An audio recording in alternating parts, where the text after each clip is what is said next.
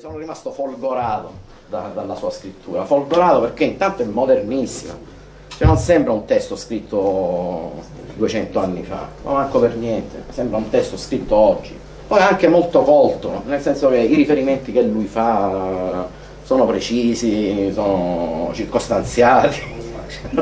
Era preparato, infatti lui per prepararsi frequentava i lupanari della Catania d'allora. E la cosa che mi diverte dal punto di vista antropologico è anche che le voci che lui dà ai suoi personaggi sono voci di popolo, sono voci di prostituti.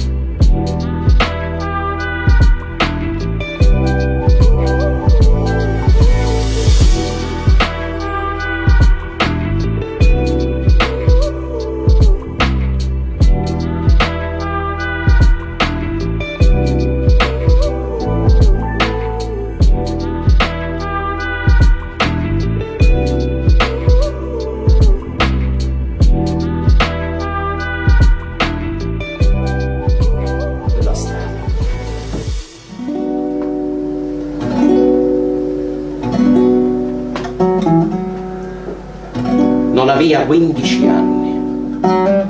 La freschezza di Carnuzzi e delle cale e Ianchi accompagnava la delicatezza del morbido petto e delle cianche.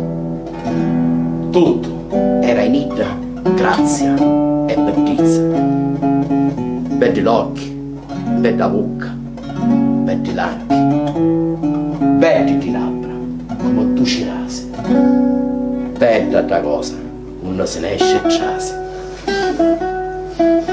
Tinti a pennello pariono le natiche, tunne, duri, trecigni e saporite. Stavano tutti a tavarla estatiche, che muoveva la ritmo alla renite. Aveva l'occhio vivo e simpatiche, l'occhio un'era d'amore la ride, l'occhio capaci con una tagliata da squagliare la neve alla gelata.